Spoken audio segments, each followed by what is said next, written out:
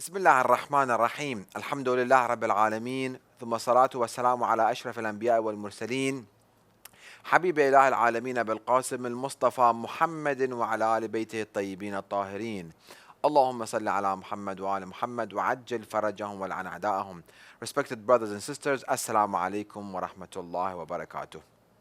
From the holy land of Karbala, land of Abu Abdullah al-Hussein and al-Fadl Abbas alayhim salam, we bring to you the teachings of the Holy Quran through the teachings of Ahlulbait alayhim salam, asking Allah subhanahu wa ta'ala to bless us to act upon the teachings of these two valuable and heavy gems that Rasulullah sallallahu alayhi wa left us with. We have reached chapter 2 verse 40. We start discussing about it by the time didn't allow us to finish within the previous episode. Inshallah we will conclude. Well, Allah subhanahu wa ta'ala says again chapter 2 verse 40.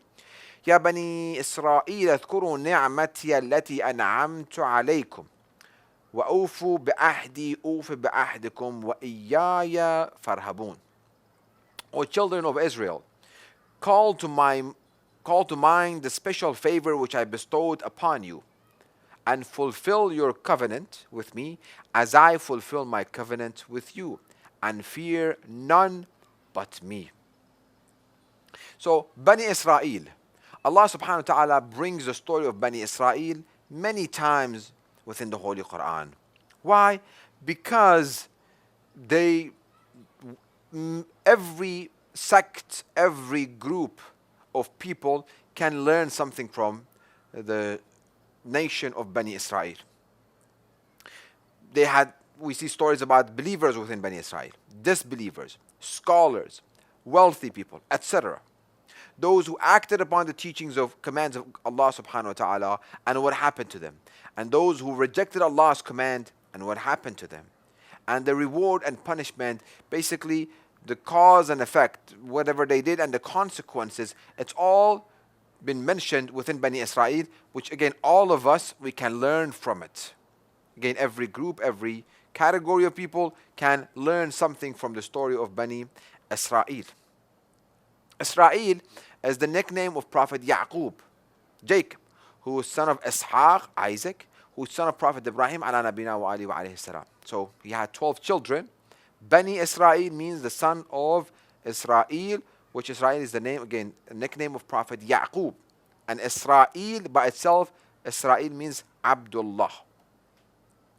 Bani Israel had the most amount of prophets and they were freed from pharaohs. So there were a lot of blessings and they received a lot of blessing from Allah subhanahu wa ta'ala. And again, every nation they might have one or two prophets, but Bani Israel, they had many prophets within them. نعمتي التي أنعمت عليكم. O Bani Israel, remind and keep in mind and bring to mind and call to mind special favor which I bestowed upon you. Well, some of Allah's favor we receive via a middleman, and other without a middleman, and directly from Allah subhanahu wa ta'ala. In here, Allah says, Ni'mati, my favor. An'amtu alaykum, I bestowed you, without any intermediary. Remembering Allah's blessing upon us. So what would happen? Why Bani Israel? So Allah is telling us the story of Bani Israel, but it's not only for them, it's for us to learn. The story in the Holy Quran is for you brothers and sisters and I and all of us to learn from the Holy Quran. Remembering Allah's blessings. So again, remember in the early episodes, I remember we talked about that when we read the verses of the Holy Quran, we should think and ponder, as Quran has commanded us to ponder and think about its verses. What is this verse is trying to teach me, Mustafa Akhound, and each and every one of us? What does this verse want me to do? Verses of the Quran and the teachings of Muhammad and Ali Muhammad salawatullah alayhim, they're all actionable items. It's all for us to think and to ponder and to learn something in order by acting upon this teaching to have prosperous life in this life and life after death, and to attain salvation and attain Allah's satisfaction. It's not only vague, just be there for just reading it as a story, bedtime story, to just hear it and go to sleep. Rather, these stories are for us to be awakened. The teachings of the Holy Quran is for us to be awakened. Teachings of the Muhammad and Al Muhammad salawatullah alayhim ajma'in is for us to be awakened. So when I read this, Ya Bani Israel, I should think, is it only Bani Israel that they should do? We should not remember Allah and call to mind special favor that Allah has upon us and all the blessings that He has given us? No, I should also be thankful and remember and bring to my mind and attention Allah's blessings. By this, it will increase our love for Allah subhanahu wa ta'ala, and it follows this love, it follows us obeying Him and not committing sins. And keep in mind, brothers and sisters, that by us acting upon the teachings of the Holy Quran and Ahlulbait alayhimus salam, Allah is not benefiting anything in the middle. Ahlulbait alayhimus salam, they're not gaining anything by us following them. They're not benefiting from us. They're connected to Allah subhanahu wa ta'ala. Allah bestows them with all the mercy that He has. It is us that we are in need of it. So by us acting upon the do's and abstaining from the don'ts, we are benefiting.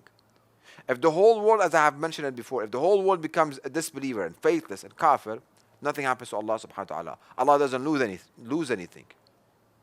And if all the world becomes believer, Allah doesn't gain anything. It is to our benefit. But how we get to this point is by us to remind ourselves, اذكروا نعمتي التي أنعمت عليكم. Remind yourself. Call to mind the blessings that I have sent to you, O people. وأوفوا بعهدكم وأوفوا بعهدي أوف بعهدكم. Fulfill your covenant with me as I fulfill my covenant with you, and fear none but me. We see in Tafsir al-Qummi, volume 1, page 46, where Muhammad ibn Abi Umair, great companions of Imam al-Sadiq alayhi salam, narrates عن جميل عن أبي عبد الله Imam al-Sadiq alayhi salam.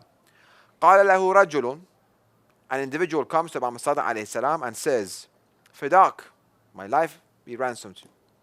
إن الله يقول ادعوني أستجب لكم.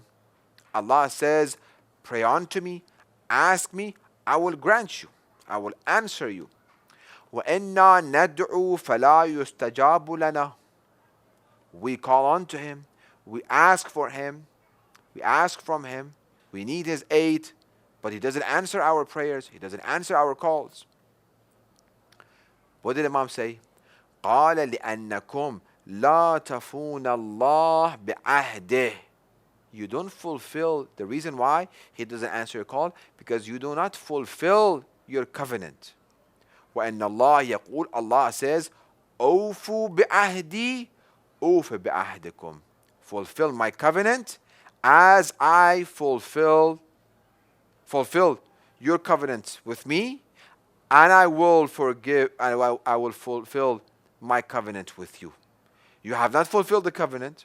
You have not done your part of the burden, your share of the burden, and He doesn't. وَاللَّهُ لَوْ وَفَيْتُمْ لِلَّهِ لَوَفَى اللَّهُ لَكُمْ. If you would have fulfilled, Imam is swearing to Allah subhanahu wa ta'ala, if you would have fulfilled your covenant with Allah subhanahu wa ta'ala, He would have fulfilled His covenant with you. He created us to give us. He created us to have mercy upon us.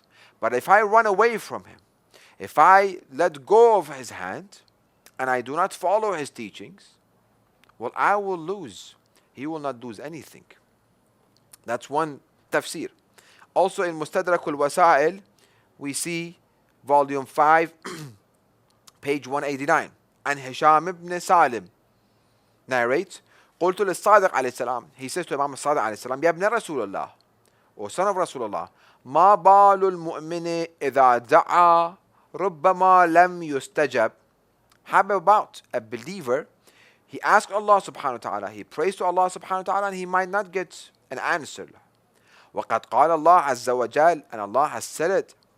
وقال ربكم, Allah have said, your Lord have said, قال ربكم ادعوني أستجب لكم. Call on to me, ask me, and I will answer.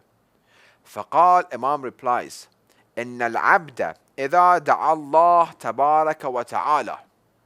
When a servant supplicates, prays to Allah subhanahu wa ta'ala, بنية صادقة وقلب مخلص. If he has pure intention and pure and truthful intention and pure heart and pure and sincere heart and intention, استجيب له بعد وفائه. After he has fulfilled the covenant, he will be answered. بعهد الله عز وجل. وإذا دعا الله بغير نية وإخلاص لم يستجب. If he asks Allah subhanahu wa ta'ala without a pure intention, without sincere intention and pure heart and sincere heart, Allah will not accept. Allah will not answer. Very important. Let me refer to myself. Let me return to my intention. Is my intention pure? Whatever I'm asking Allah subhanahu wa ta'ala, is it with pure intention and pure and sincere heart? Or no, I need what I need because I have an evil intention in mind. We read in Kaf al-Sharif, عن أبي عبد الله عن الصادق عليه السلام, volume 1, page 431, في قول الله عز وجل وأوفوا بعهدي, fulfill my covenant. قال بولاية أمير المؤمنين علي بن أبي طالب عليه السلام, fulfill my covenant, what is that covenant? With the guardianship and accepting of the guardianship of the command of the faithful أمير المؤمنين علي بن أبي طالب عليه السلام. أوف بعهدكم, I will fulfill my covenant.